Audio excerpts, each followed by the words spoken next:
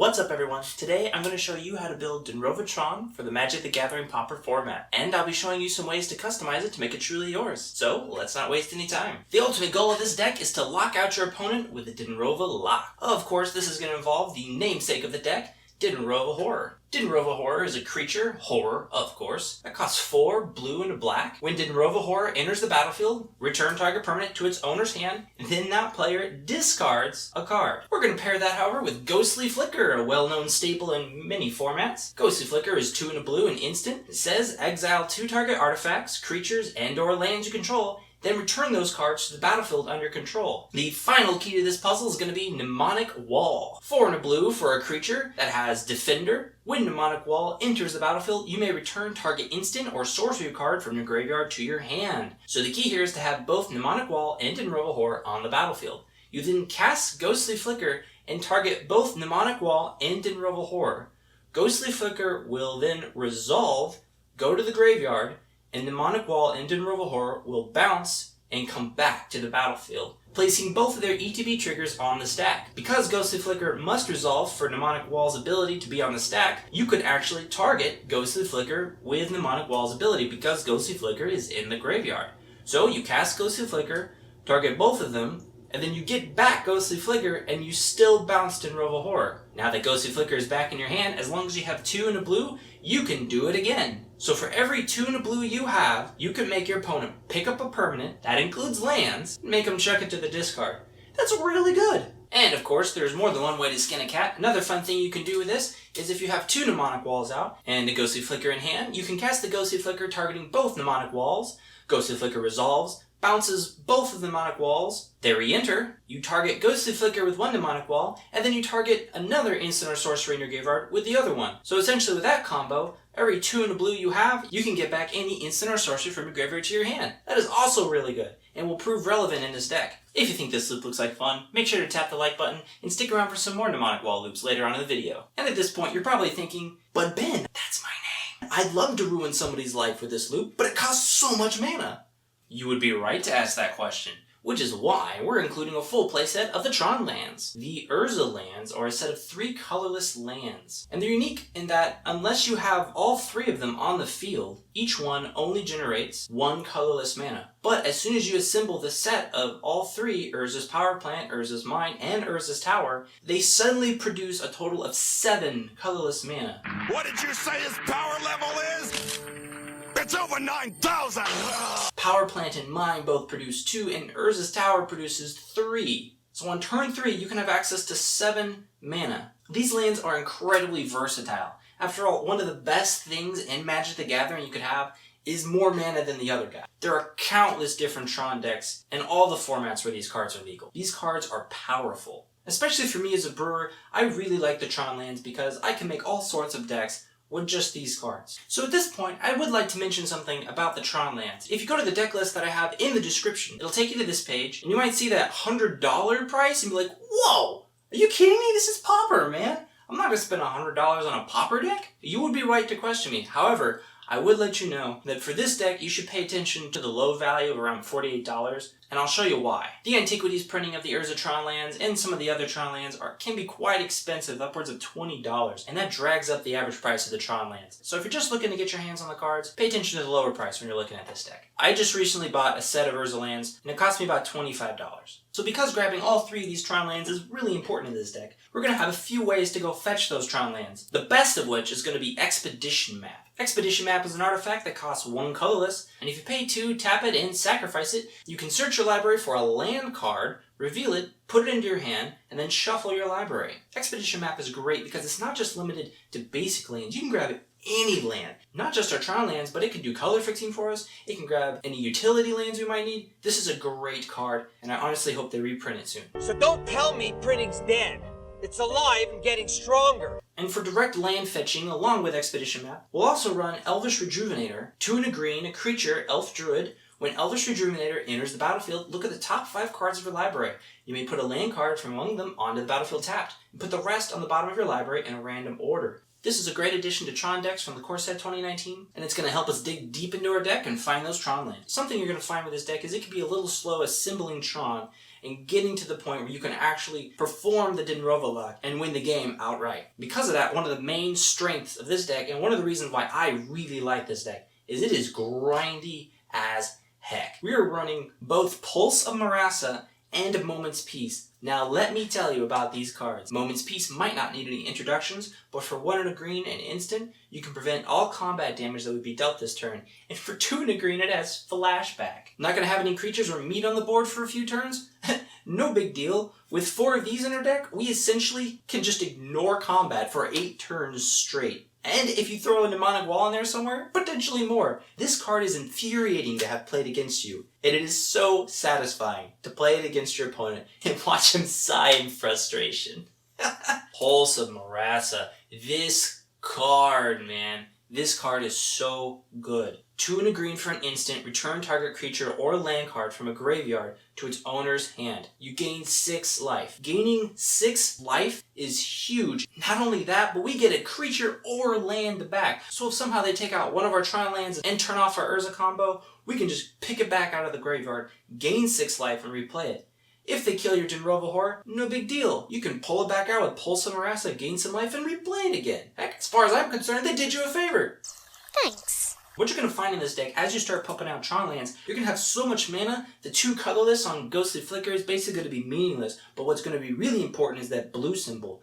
Colored mana is what you're going to be searching for. And this deck is going to have a variety of ways to give it to you. The first and most obvious is going to be Prophetic Prism. Prophetic Prism is 2 colorless for an artifact that draws you a card when it enters the battlefield, and it's going to filter 1 colorless into any color you want. This is a great card to have in your opening hand. It's going to immediately filter into any color you want. You can cast it with only Tron lands because it's colorless. And it's card draw. It gives you a card, which could be the 3rd land you're looking for, or some more fuel to dig for your other Tron lands. We'll also be running another great land called Unknown Shores. Unknown Shores taps for 1 colorless, but can also be used as a filter land to add any color for 1 colorless. The predominant colors in this deck are blue and green, with a slight splashing of black for Dinrova Horror. Because of that, we're going to be running Thornwood Falls, the Green Boo gain lands, 1 Remote Isle for some cycling, a Lone Island, and a Bajuka Bog, because Bajuka Bog hurts. For card draw, we're going to be running Mole Drifter. Mole Drifter is a popular Pauper playing piece of paper.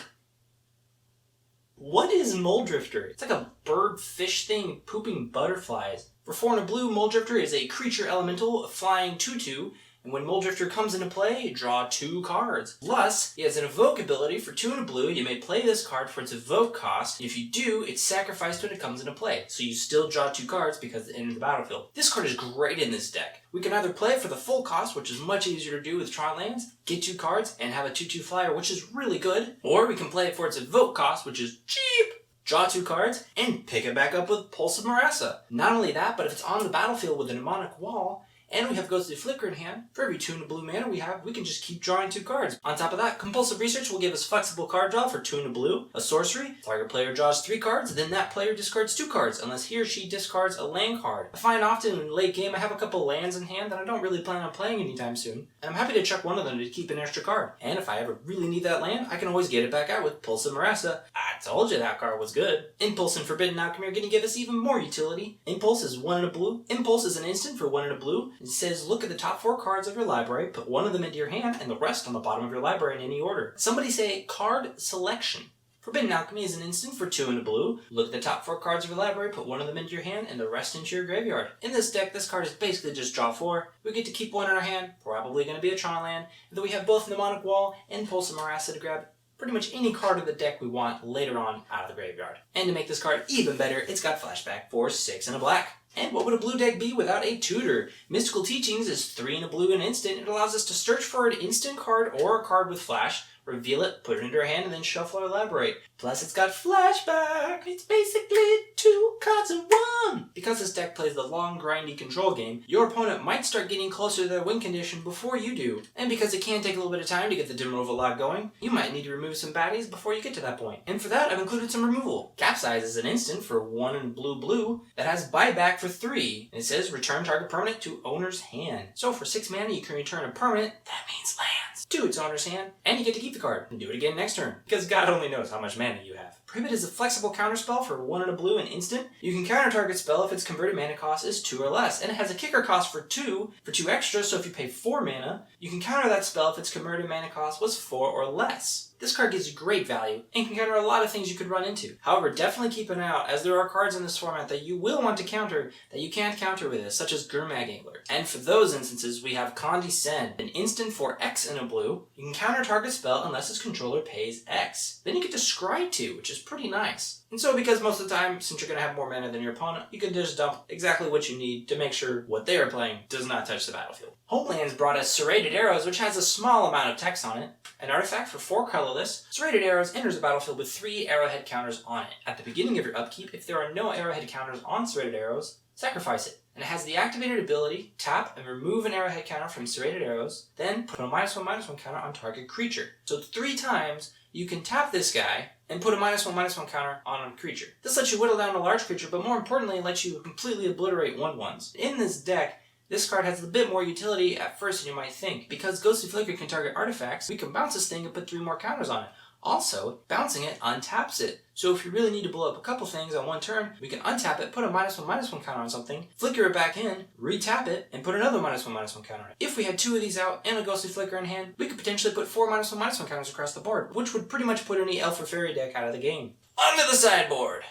Wretched Gryff is a really cool card. A creature Eldrazi Hippogriff. It has Emerge, 5 and a blue. You may cast a spell by sacrificing a creature and paying the Emerge cost reduced by that creature's converted mana cost. Basically what Emerge means is that when you play Wretched Gryff, you can sacrifice one of your creatures and reduce the colorless portion of 5 and a blue by the sacrificed creature's converted mana cost. So essentially, as you play Wretched Gryff, if you sacrifice Mulldrifter's converted mana cost is equal to 5, which subtracts from the colorless portion of the Emerge cost, which is 5, allowing you to play Wretched Gryff for 1 blue mana. Note, you can never reduce the colored mana of Emerge. It'll always at least cost a blue. But when you cast Wretched Gryff, you draw a card. So you essentially replace the card you just sacked. And if it's Mulldrifter, you can get it back later with Pulse of Marasa and play it again for 2 more cards. But what really makes Wretched Gryff powerful is that it is a flyer for 3/4 that essentially can cost you just blue. This card will destroy Delver of Secrets. The 3 and a blue, it completely eats Delver of Secrets. Costs about the same. It draws a card when you cast it, so even if they counter it, you still draw a card. Super great card. I think it'd even be fun to try it in a couple main decks. We're going to run Red Elemental Blast because screw blue cards in particular. We're also going to run Blue Elemental Blast because red cards suck too.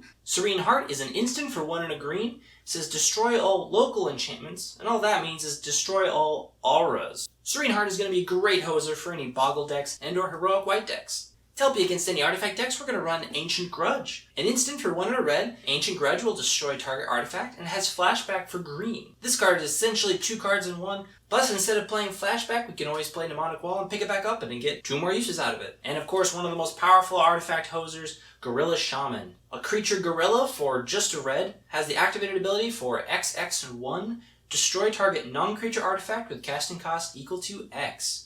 And a Tron deck, wiping out any Arkham's Astrolabes for 3 colorless mana is not that big of a deal. And of course, if you ever run up against a deck playing artifact lands have no casting cost. And such, you can pay 1 colorless and wipe out an artifact land. That is brutal. Affinity decks everywhere are terrified of Gorilla Shaman.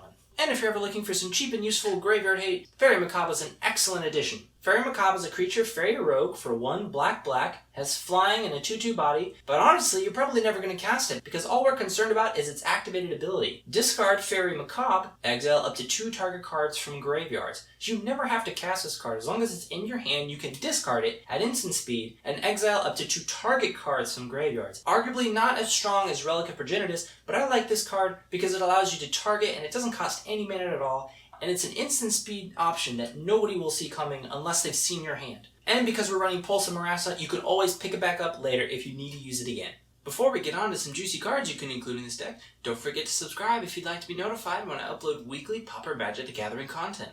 On to additions! Crop Rotation is obviously going to be mentioned here. An instant for just a green, at the time you play Crop Rotation, sacrifice a land. Search your library for a land card and then put that land into play. Shuffle your library afterwards. So, if you happen to have 3 Tron lands, but 2 of them are the same land, you can tap it for the mana to play Crop Rotation, sacrifice that land, go fetch the proper Tron land, put it into play, all your Tron lands are online. Crop Rotation can net you a ton of mana. Modern Horizons was a fun set, and it brought some really cool cards for Pauper. Among those was a card called Ephemerate. An instant for just a white, you can exile target creature you control, then return it to the battlefield under its owner's control. And then it has Rebound.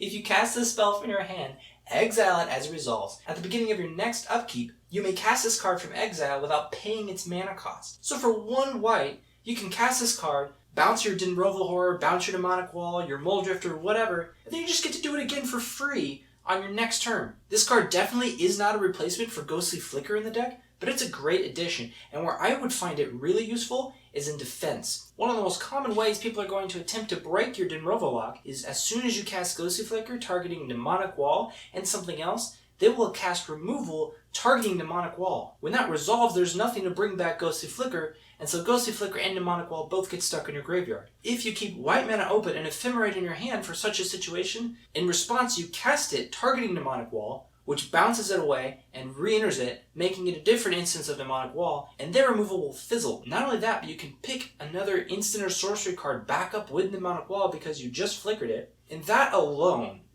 would be enough to make it a great card in defense. But you just get to do it for free again next turn.